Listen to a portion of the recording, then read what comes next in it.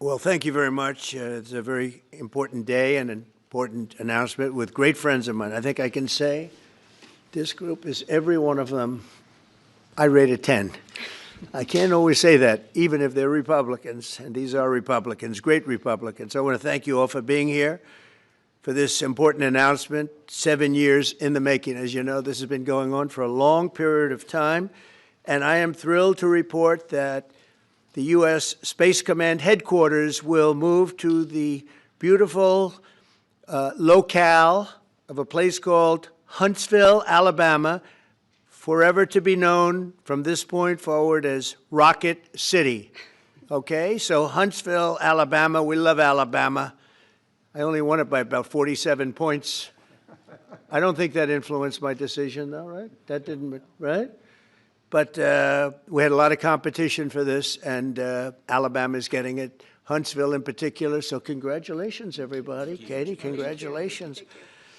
This will result in more than 30,000 Alabama jobs, and probably much more than that, and hundreds of millions of dollars of investment, and that's billions, because it can't be millions, it's billions and billions of dollars.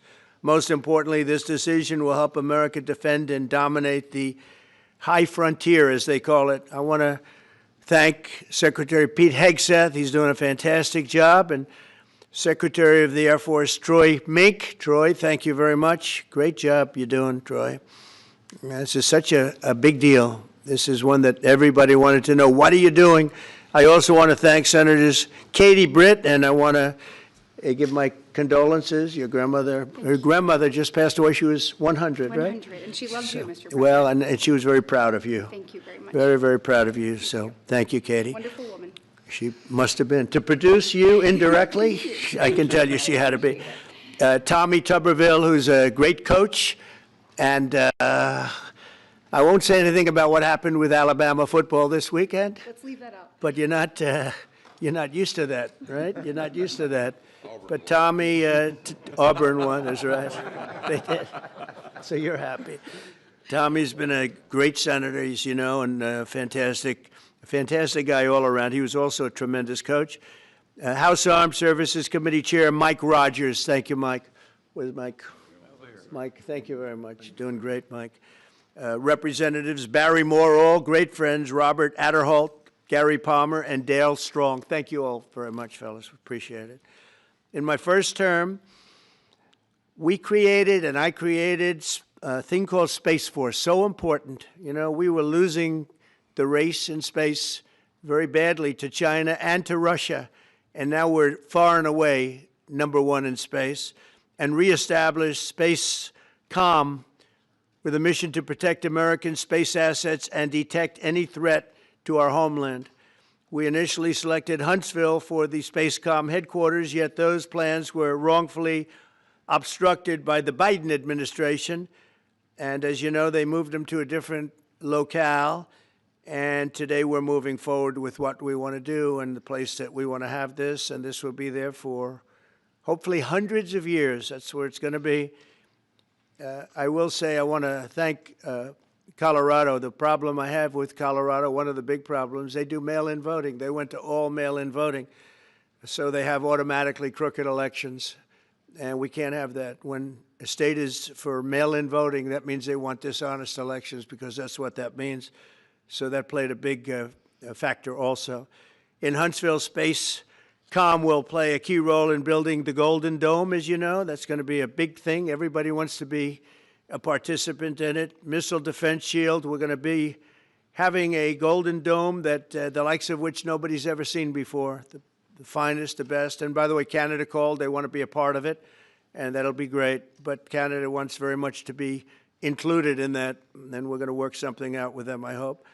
It will also ensure that our technological capabilities, of which we're way ahead of anybody else, there's nobody close, remain unmatched long into the future. So I'd like to ask Secretary Hegseth to say a few words. He was very much a part of it. And really, everybody behind me was. Every one of these people would call me and lobby me. I said, Katie, I don't want to talk to you anymore. I know what you want. She said, that's right, sir. That's what I want. And they got their way. So I just want to congratulate. These are really special people.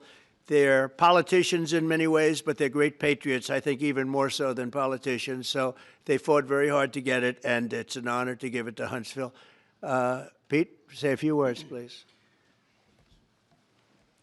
Thank you, Mr. President. As usual, right place, right time, for the right reason. In your first administration, you established the Space Force at a time when we knew we had to be looking to that domain of space. You also reestablished SpaceCom to ensure that priority was put in place, and you, through the Air Force, independently identified that Huntsville, Alabama was the right place to put it. For other reasons, in the next administration under Biden, they decided to move it somewhere else. Well, during that time, the DoD Inspector General, the Government Affairs Office, they did their own assessments, and where did they say SpaceCom should go? Huntsville, Alabama. So what you're doing today, Mr. President, is restoring it to precisely where it should be based on what the Space Force, the Air Force, your leadership believes will give us strategic advantage in the future. That is Huntsville, Alabama. We are way ahead in space, but this will ensure we stay leaps and bounds ahead because that's the most important domain. Whoever controls the skies will control the future of warfare. And Mr. President, today you're ensuring that happens. Thank you. Thank you very much. Katie, would you like to say something? Mr. President, we are grateful for your leadership on this and restoring Space Command to its rightful home in Huntsville, Alabama. This delegation has worked together, both chambers, both parties, to make sure that Huntsville was the place that Space Command called home. As was mentioned, obviously the Biden administration chose to make this political. What we want to do is put the safety and security of Americans first. We want to make sure that our warfighter is put first, and we want to make sure that America continues to lead. And today, Mr. President, you've allowed that to happen. Thank you. Thank you very much. Tommy, please. Yeah, thank you. Thank you, Mr. President. This is a great day for our country, not just for our state of Alabama. We need help in our military. We need to catch up. And as Secretary has said, we're not behind in space, but we know where we're at, and we need to expound on that. Now, this move will save the taxpayers $480 million. It's not going to cost more. It's going to cut $480 million. We have the plans intact. It'll be behind a secure wall in Huntsville, Alabama, at Redstone Arsenal. We have 40,000 people there. We have the FBI there. We have missile defense there. We have NASA, Blue Origin, and SpaceX. It is the perfect place for Space Command. I would tell you today, and I've spoke with the President for the last 3 or 4 years about this, if I thought it needed to go somewhere else because I understand the security of our country, I'd be for that. But the best place for Space Command is Huntsville, Alabama, because what we have and what it means to this country is going to be so important. So thank you, Mr. President, for this, and we look forward to building a huge Space Command and having the Donald J. Trump Space Command Center in Huntsville, Alabama. Here, here. JD, would you like to say something? Sure. Well, Mr. President, thank you. I'll be very brief here. I lobbied the president hard to put it in Ohio, but he said these people behind us, these Alabamas, are just too powerful and too persuasive. And so it's in Alabama, but as Tommy said, this is exactly the right place for Space Force and Space Command. I think Americans ought to appreciate it and ought to appreciate the fact that you can't win the battle of the future unless you control the skies. The cyber security, the communications, the entire infrastructure of the battle in the 21st century will be in space. So it was a visionary move in the first administration for the president to set up Space Force, and I think an equally visionary move to make sure that Space Force is right where it should be in Huntsville, Alabama. Thank you, sir. Thank you very much. Gentlemen, anybody want to say anything? Would you like to say?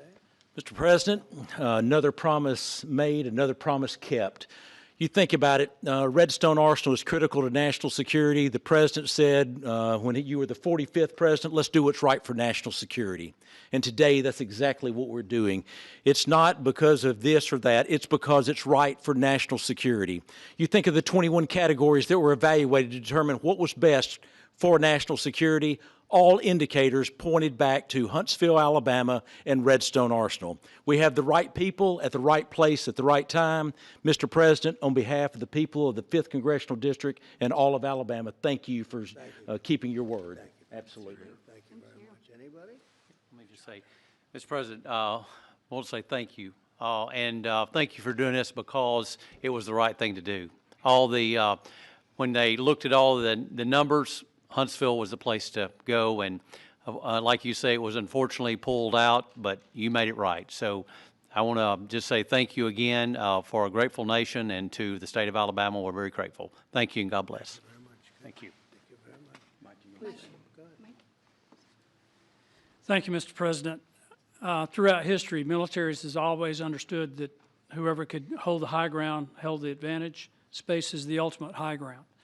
And what we're doing with moving the Space Command to Huntsville is absolutely critical to our maintaining dominance in that sphere. And it goes hand in hand with what we're trying to do with the Golden Dome and missile defense to defend against anyone else who tries to enter that sphere. So thank you, Mr. President. Thank you very much. Please. Thank you, Mr. President. And obviously, national defense is a huge issue. And when you look at the scores, Alabama was #1. And for political reasons, it was moved out of our state. But, Mr. President, thank you for making priorities the defense and the warfighter and the safety of this nation. And in the big, beautiful bill, that Golden Dome will be built in Huntsville, Alabama, and we're grateful for that. Thank you. Listen, as chairman of the Armed Services Committee, I care very much about what's most important for our national security. And the President held a nationwide competition to determine where we should have this command. If y'all remember, at the end of that competition, where Alabama came in first, there was a lot of complaints from the other states who did not place well. He said, we'll do it over with new criteria to accommodate your concerns. Alabama came in first in that second competition. His Secretary of the Air Force reviewed the results, said it was fair, and the President named Huntsville. It was the Biden administration that decided to make it political, even though his own Secretary of the Air Force said it was a fair competition and it should be in Huntsville. So I want you to know I appreciate this President standing up and being strong and saying he's going to make this right and put it where it rightfully belongs, and that's Huntsville, Alabama. Thank you very much. Good job. Appreciate it. So thank you all very much. You are going to leave me alone now? You're not going to call me anymore and talk about this subject, right? You promise? They'll start something else. But I just want to congratulate you. It's a very big deal. When you come out and when you leave the room, you'll see that we just, over the last few minutes, literally shot out a boat, a drug-carrying boat, a lot of drugs in that boat. And you'll be seeing that and you'll be reading about that. It just happened moments ago, and our great general, head of the Joint Chiefs of Staff, who's been so incredible, including what took place in Iran, knocking out potential nuclear power for a long time to come. I think within a month they would have had it if we didn't do what we did. But he gave us a little bit of a briefing, and you'll see. And there's more where that came from. We have a lot of drugs pouring into our country, coming in for a long time. And we just, these came out of Venezuela and coming out very heavily from Venezuela. A lot of things are coming out of Venezuela. So we took it out, and you'll get to see that after this meeting is over. Do you have any questions, please? Yeah, please. Thank you, Mr. President. Senator Cumberville talked about the cost savings associated with this announcement. Can you talk about the strategic benefits by having Space Force Command headquartered in Huntsville? Well, it just works because we have so much else there. And having a central, you could call it a central command, but it really is a command station. Also, even locationally, where it is, and when you think about flying distances, if you can save a half an hour as fast as some of these planes go and things go, and even the rockets go, if you can save by having the best location. So we went out, as you know, to experts, and we had 4 different groups of experts. They all said this was the best location. I also loved it from the standpoint, I know the people of Alabama, they are great people, work hard, and there's no games, and they're very proud of it. And I would say they fought harder for it than anybody else also. A lot of states, 5 states really wanted it, but they wanted it more. And I kid you not when I say that these people, they spoke to me a lot. That's all they wanted to talk about. They didn't want to talk about the weather. They only wanted to talk about moving to this location, moving to Alabama, Huntsville in particular. So we're honored to do it. They really wanted it badly, and they got it. Peter? President Trump, something completely different, but about a big viral social media trend over the weekend. How did you find out over the weekend that you were dead? You see that? No. People didn't see you for a couple days. 1.3 million user engagements as of Saturday morning about your demise. Really? I didn't see that? You know, I have heard, it's sort of crazy, but last week I did numerous news conferences, all successful. They went very well, like this is going very well. And then I didn't do any for 2 days, and they said, there must be something wrong with him. Biden wouldn't do them for months. You wouldn't see him. And nobody ever said there was ever anything wrong with him, and we know he wasn't in the greatest of shape. No, I heard that. I get reports.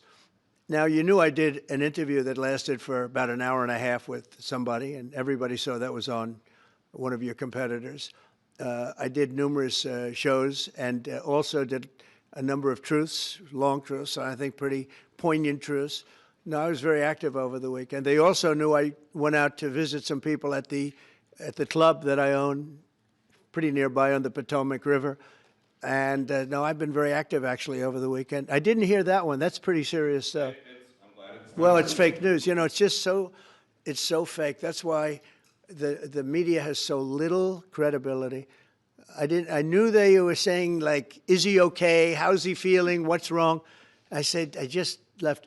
And it's also sort of a longer weekend, you know. It's Labor Day weekend, so I would say a lot of people know. I was very active this Labor Day. I had heard that, but I didn't hear it to that extent. Go ahead, Peter. something else. We know that this country has a huge problem with school shootings. You have said that you're open to sending the National Guard pretty much anywhere. Would you ever consider sending an armed National Guardsman to every school? Well, we have a big problem with school shooting, but we also have thousands and thousands of schools that run perfectly. You know, they talk about you can do things construction-wise, and that's really, I think nobody knows more about construction than me. You can build the construction doors. You can build what they call safety doors, where they lock on the outside, the inside, and every place else. Well, but if one of these lunatics happens to get through, then the police can't get in.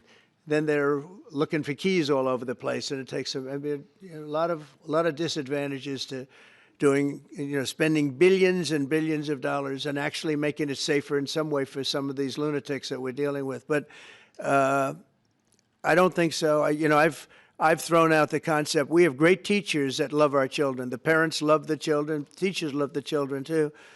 And if you took a small percentage of those teachers that were in the military, that were distinguished in the military, that were in the National Guard, et cetera, and you let them carry, that's something that a lot of people like. I sort of liked it. It'd have to be studied, but they're trained. They know about weapons. You can't do it with every teacher because most teachers don't know, but I always thought that would be an alternative.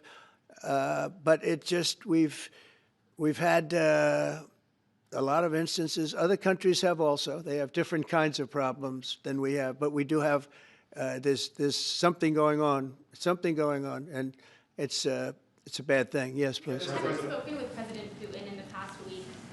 Have you spoken with President Putin in the past week? Yeah, I don't want to, I have learned things that will be very interesting. I think in the next few days you'll find out. Consequences if there isn't some type of announcement of a meeting with President Putin and President Zelensky? Yeah, and what could those consequences be? We're going to see what happens. We're going to see what they do and what happens. I'm watching it very closely. Last week, they lost 7,000, between the two countries, 7,313 soldiers, to be somewhat exact, for no reason whatsoever. And they're Russian and they're Ukrainian, but, they're soldiers. I want to see it end. Yeah. Mr. President, have you decided you're definitely going to send National Guard troops to Chicago?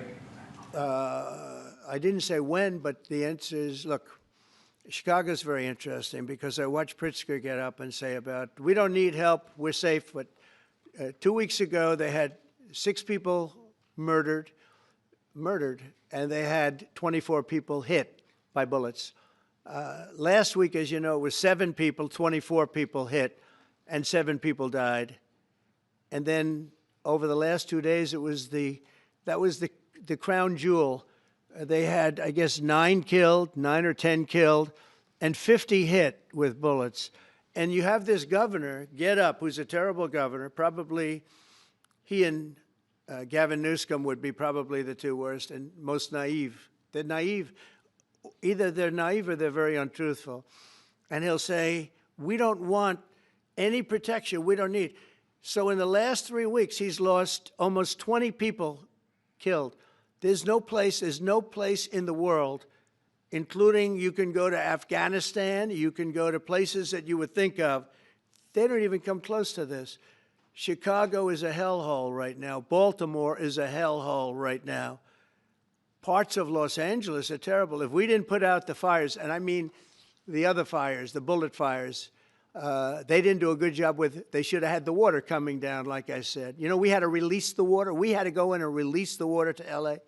It's so badly run. But if I didn't send the National Guard into Los Angeles, I would be making an announcement today. I'd be talking about Huntsville, and I'd simultaneously be saying, by the way, the Olympics is not coming to Los Angeles. If we didn't do that, and even the sheriff, the top law enforcement person in Los Angeles said, we could not have handled it without them. So that's what he said. Make your mind up on Chicago, though? Well, we're going in. I didn't say when. We're going in. When you lose, look, I have an obligation. This isn't a political thing. I have an obligation. When 20 people are killed over the last 2.5 weeks, and 75 are shot with bullets. So let me tell you a little story about a place called D.C., District of Columbia, right here where we are. It's now a safe zone.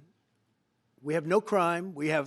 It's in such great shape. You can go and actually walk with your children, your wife, your husband. You can walk right down the middle of the street. You're not going to be shot, Peter. You're safe. Everyone likes you anyway. They probably wouldn't do it. But it's so dangerous. And there are people in this audience you've suffered greatly. There are people in this audience that have been mugged and hurt badly, and they don't want to talk about it. Maybe you were very brave in talking about it. You made quite an impression on a lot of people. I appreciate it. But there were other people in this room that have been hurt very badly just walking down the street in D.C. Washington, D.C. is a safe zone right now. It's a safe city. The restaurants are open. They're booming. You can't get a restaurant. New restaurants are announcing that they're going to be open. This took place in 12 days. Now, it's 15 days, but 3 days ago, it became what's known as a safe zone. It's a safe city. And this city was really bad, really, really bad. We took 1,600 people out, hardcore criminals that will not be coming back anytime soon. And we're very proud of it. You know, to have our nation's capital lose every week. You know, it was like years, many years, where every single week somebody was killed for many, many, many consecutive weeks. This went on for years. And then we had, last week it was announced that nobody was killed last week. And I made that announcement in front of a very distinguished leader of a country. And I'm saying proudly, ladies and gentlemen, nobody was killed in Washington, D.C. this week. He looked at me like, what's that all about? I say, yeah, we have a little bit of a crime problem. And we don't have a crime problem in Washington anymore. And the mayor has been very helpful, and the police commission has been very helpful, and it's been a great team. And I would love to have Governor Pritzker call me. I'd gain respect for him and say, we do have a problem, and we'd love you to send in the troops, because you know what? The people, they have to be protected. I saw today on one of your networks, not a friendly network, except really the opposite, I would say, very unfriendly network. And they interviewed about 12 people on this morning. Most of them were African American, they were black. And they were saying, please, please, please let the president send in. These were people from Chicago. Please, we need help. We need help. We can't walk outside. We're petrified. If the governor of Illinois would call me up, I would love to do it. Now, we're going to do it anyway. We have the right to do it because I have an obligation to protect this country. And that includes Baltimore. I saw where Governor Moore was asking me to take a walk down the street of Baltimore. Well, Baltimore is a very unsafe place. It's rated number 4 in the city, one of the most unsafe places anywhere in the world. But, you know, we took care. This was a beautiful thing that happened in Washington because we showed that it could be done. And this wasn't just sending big, strong guys, and they are big and they are strong. You know, we had a great decision from the Supreme Court that had to do with sort of talent. It had to do with you are put down based on merit. You can hire based on merit.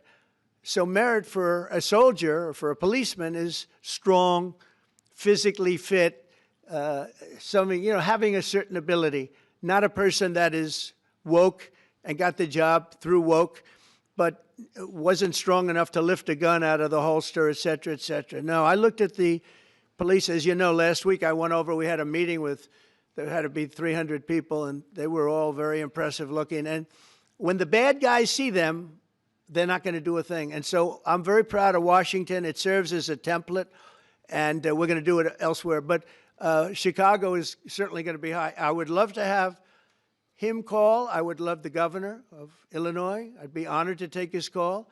All he has to do is say, sir, we need help. It's out of control. And everyone knows it is. He's not kidding anyone.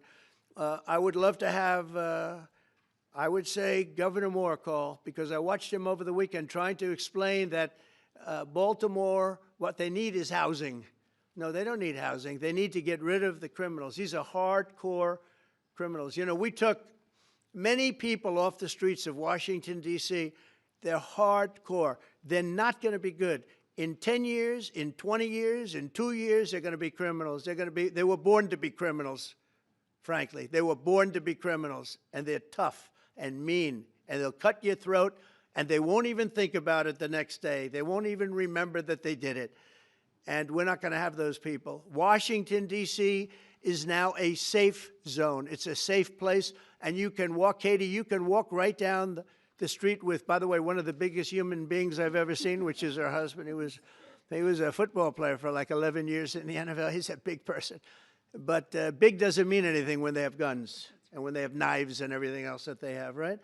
But you can walk right down the street, even by yourself, and you're totally safe. Washington, D.C. is a great thing. Yes, ma'am, please. Mr. President, as you're calling on Democratic leaders across the country to work with you on crime, do you see your efforts here in D.C., including, for example, working with Mayor Bowser here as a model for bringing more bipartisanship in matters not only with crime, but also issues that matter to everyday American people's lives? So Mayor Bowser's been great. She could have taken the thing, oh, well, and then after I clean it up, they'll take credit for it. You know what they do is they take credit. Like, we cleaned up Los Angeles. We did a great job there. And it was overwhelming what was going on. And again, the police chief made a statement that we could not have done, there's no way they could handle it. You saw what was happening out there. It was going to be a disaster. We stopped it cold. If we didn't do that, would have been a very sad day. And you know, remember, we have the Olympics, we have the World Cup, we have all these things coming, and we have 250, all of these things coming. But I watched Newsom get up and say he's doing a great, he's not, we're the ones that did it, and that's okay, whatever it takes, but the main thing is but he got up and said, we did it. Well, he didn't want us there, and he's going to need us again because it's starting to form again. I see it. It's starting to form again. You know, we have to maintain. It's like maintenance on an airplane. You can buy it, but you have to maintain it. And if you don't maintain it, a good plane becomes very unsafe very quickly. So it's an honor to do it. A lot of presidents wouldn't do what I'm doing. I don't need this heat. But when I watched television last night and I'm watching the news and I see that 9 people were killed in Chicago and 54 were badly wounded with bullets, I say, that's not this country. We have to do something. And I do say this, I say this very much. I'm not speaking to anybody but them right now. I would love to receive calls from governors and mayors saying they need help. We'll help them. We have a lot of people. We have a great force. We have a great military force. You know, Pete will tell you that when I was running for office, and this was a big headline, I think, you know, probably got me a couple of votes, but you couldn't sign people in the military. Nobody wanted to join the military, the Army, Air Force, the Navy, Marines, Space Force, Coast Guard. We never forget Coast Guard because they've done such a great job. Never. But nobody wanted to join any of them. We were way below what we wanted. Every single one. The closest was the Marines, whatever that is. You'll explain that to me. But the closest was the Marines. But every service was way down, way down. And then I got elected, and our country's the hottest country anywhere in the world right now. Everybody's talking about the USA. They're talking about the job that we're doing. Everybody. We have the best economy. We have a very, very important decision being made by the Supreme Court because our country is the richest, the strongest, the most powerful. But if for some reason some liberal court, I'm talking about the court that just ruled, where even an Obama judge voted in favor of us, which I gave him a compliment yesterday, as you know. I said that took great courage. But it's a liberal court, and it's going up to the Supreme Court, who I think have been incredible people. I think they've made very wise decisions. But the tariff question, because without the tariffs, this country is in serious, serious trouble. We've taken in almost $17 trillion of investment is coming in. Most of it is coming because of tariffs. And if for some reason somebody wanted to be politically correct, I actually think it's unpolitically correct. I think politically correct is to approve it because there's nothing so popular as what's happened to our country. Our country is doing so well. But we had a liberal court gave us a very shocking ruling, and that ruling is basically saying that the trillions of dollars that are pouring into our country, putting us in a position like no country is anywhere in the world, that they'd like to see us that taken away. By the way, a lot of the people behind that lawsuit, that particular, are from foreign countries. I might add. There's a video that is circulating online now of the White House where a window is open to the residents upstairs and somebody is throwing a big bag out the window. Have you seen this? No, that's probably AI generated. So Actually, you can't open the windows. You know why? They're all heavily armored and bulletproof. So that's a fake video? Well, it's got to be because I know every window up there. The last place I'd be doing it is that because there's cameras all over the place, right, including yours. No, but every window, I've never seen a window that's, in fact, my wife was complaining about it the other day. She said, love to have a little fresh air come in, but you can't. They're bulletproof. And number one, they're sealed, and number two, each window weighs about 600 pounds. You have to be pretty strong to open them up. No, that has to be, where was the window? Let me see.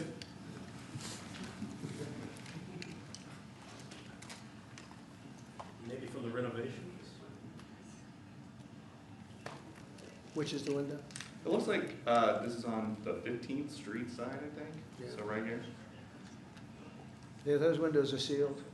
Those windows they're all sealed. You can't open them. What you were saying regarding the federal. It's the kind of thing they do. And one of the problems we have with AI, it's both good and bad. If something happens really bad, just blame AI. But also they create things, you know, it works both ways. If something happens that's really bad, maybe I'll have to just blame AI. But there's truth to it because I see so many phony things. I saw something as I was growing up from the time I was a baby till now. I said, who did that? It was AI generated. So it's a little bit scary, to be honest with you. But those windows are all very heavily sealed. Thank you, Mr. President. I want to follow up with what you were saying regarding that federal appellate court that ruled against you and your administration as it relates to your ability. Well, they ruled against our country, the court, and they ruled against us before. It's a very liberal court. You called it highly partisan in your Well, social it certainly media is. posts. It certainly and is. in fact, it was along ideological lines, 7-4. Well, except that we actually got one of the Obama judges that was appointed by President Obama voted in favor of the tariffs because he felt it was imperative for our country to thrive and survive even.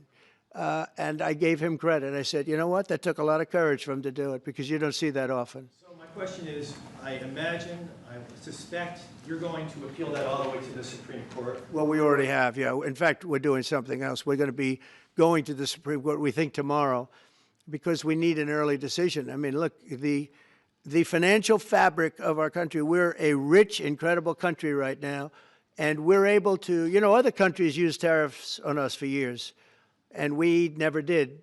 I did a lot during my first term, but then we had COVID, and we had to focus on other things. You couldn't be tariffing Italy, Spain, France, as they were dying by the thousands and millions.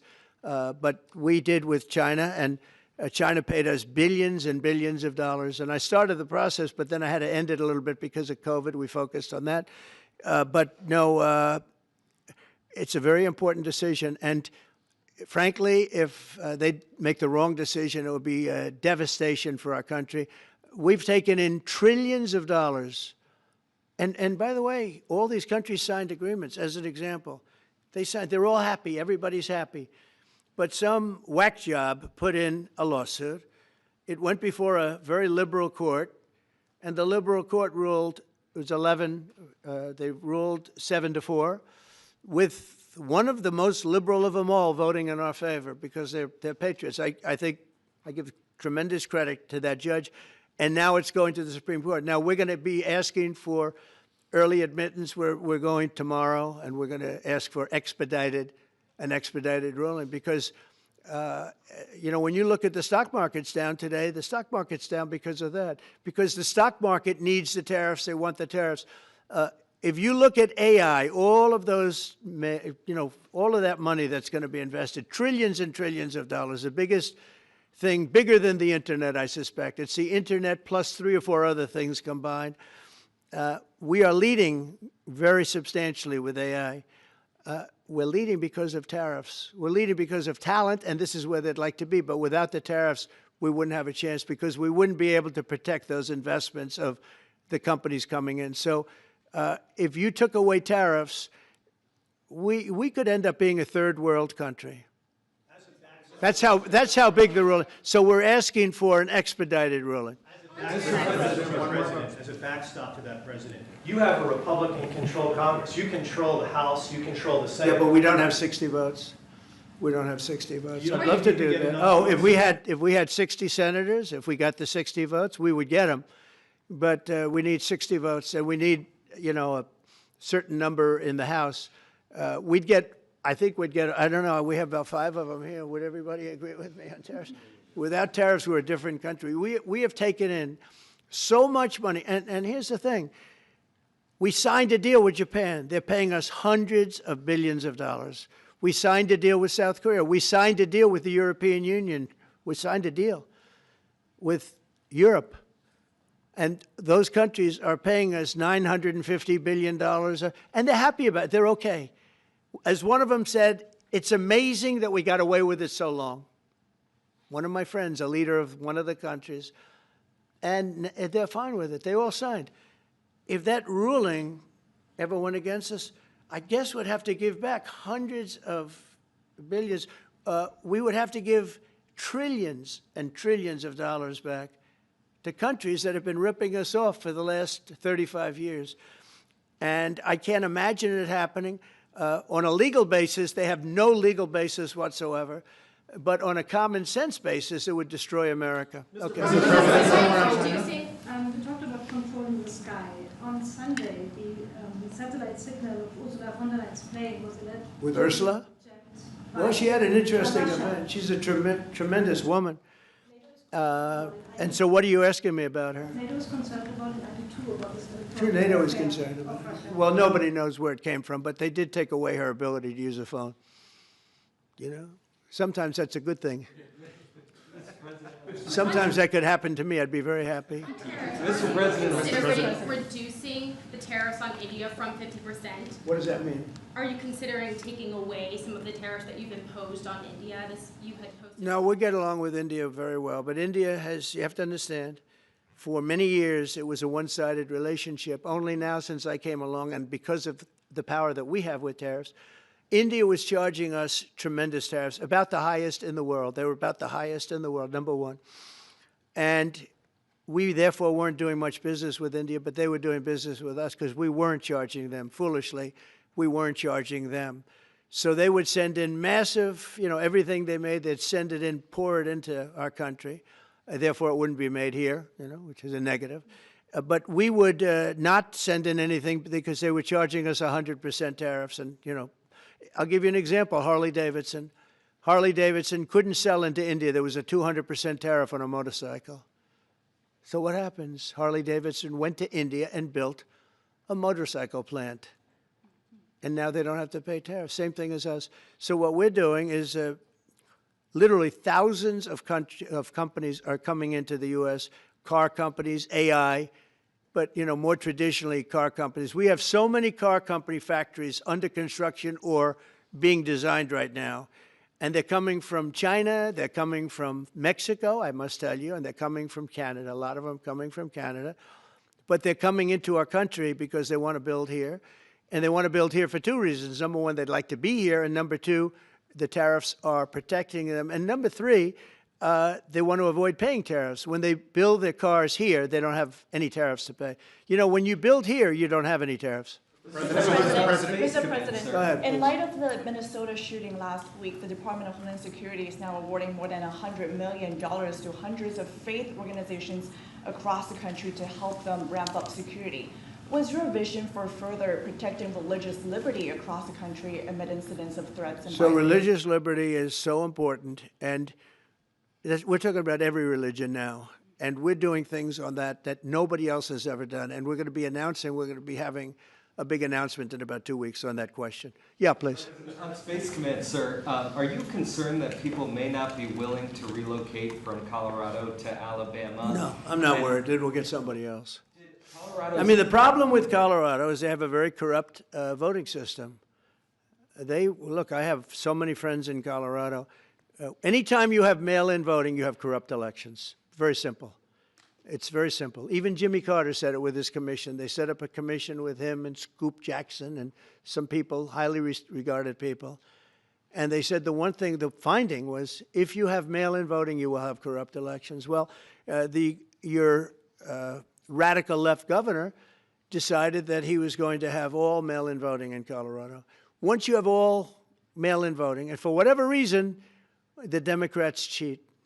And they cheat like, you know, they're not stupid. That's the only thing. They're no good on policy. They're no good on management. They're no good at government. But they're great at cheating. And they stick together, too. I give them credit for sticking together. Please. Obviously, this is a big win for national security, moving this to Alabama. We've all can agree with that. Big. Is there any idea of the economic impact this has on the state and on that local area? Katie, do you want to answer that? Look, I mean, go ahead. Please go. This is going to be tremendous. I mean, the state of Alabama, what we've seen through this process is the worst of Washington. We've seen politics get in the way of what is best for the warfighter, what's best for national security.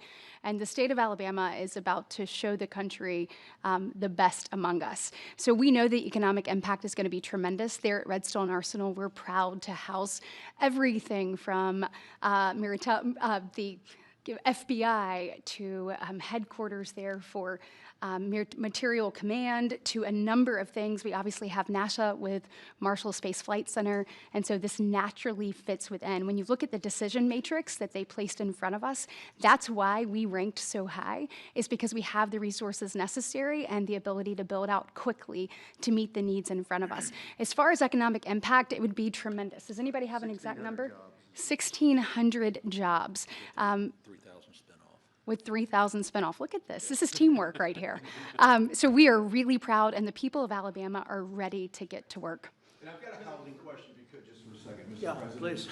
Owning a home and going about the American dream seems like it's out of touch for a lot of Americans. Just Yeah. recently, you pushed out a statement about addressing an emergency housing situation. That's right. We're thinking about doing that. Yeah, can you just... Well, we need a little help from the Fed. We have a man named Jerome Too Late Powell. You probably heard of him. He's too late. He's way too late.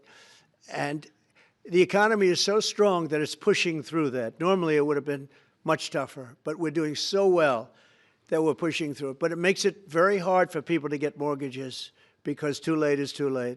Very simple. He's too late. And probably political, whatever. He wasn't too late before the election. Before the election, he was cutting rates, right? Because he was hoping that, I guess, Biden would get in or that Kamala would. He was a big Biden guy. Explain that one. And then he was a Kamala person. But he was hoping, I guess, she'd win, I guess. I don't know. It didn't work out too well. But, yeah, we need a very serious cut. You know, I think that if you look back many decades ago, the United States was always the lowest, even if they were doing badly.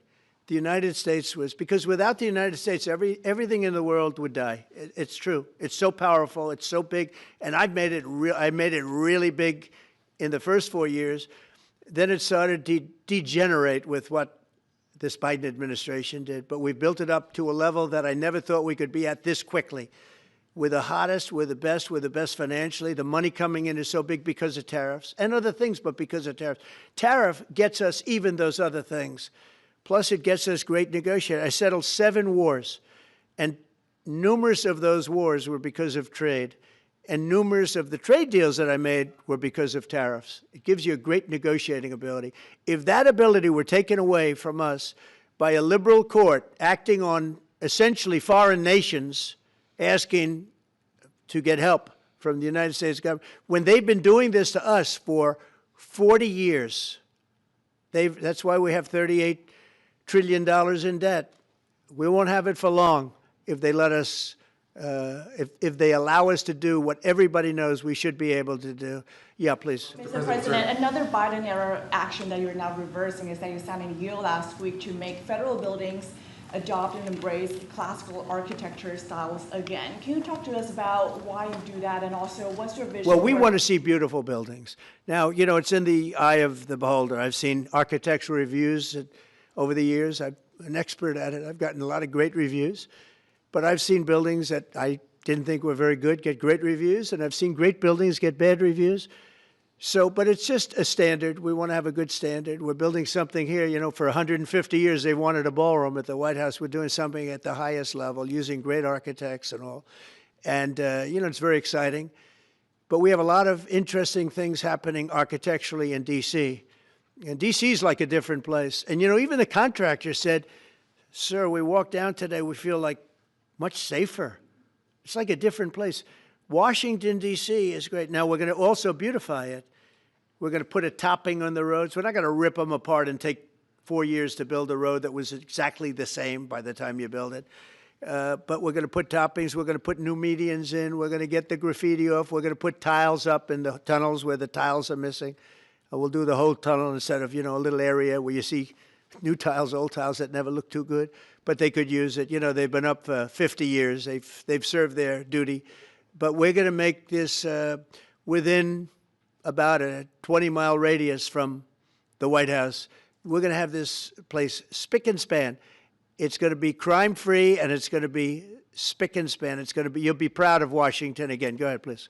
Sir, China's having a massive military parade that President Putin and Kim Jong-un will be attending. Do you interpret that as a challenge to this? And are you concerned at all about those countries trying to be some sort of counterweight? Not at all. China needs us, and I have a very good relationship with President Xi, as you know, but China needs us much more than we need them.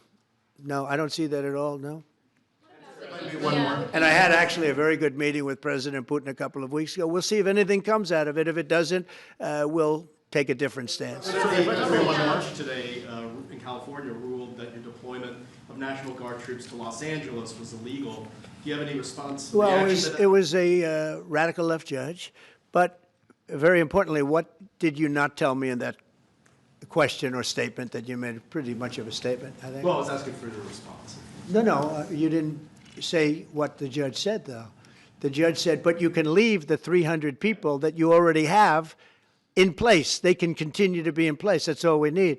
But why didn't you put that as part of your statement? Because the same judge ruled exactly as you said, except the judge said that you could leave the 300 people that you already have in place. They can stay, they can remain, they can do what they have to do. Thank you very much, everybody. We appreciate it. Thank you. Thank you. Thank you very much. Thank you, guys. Thanks, press. Thank you. Thank you. Let's head out. Let's go, guys. Thank you. Thanks, press. Thanks, guys. Let's go. Let's go. Keep going. Thanks, guys. Thank you, press.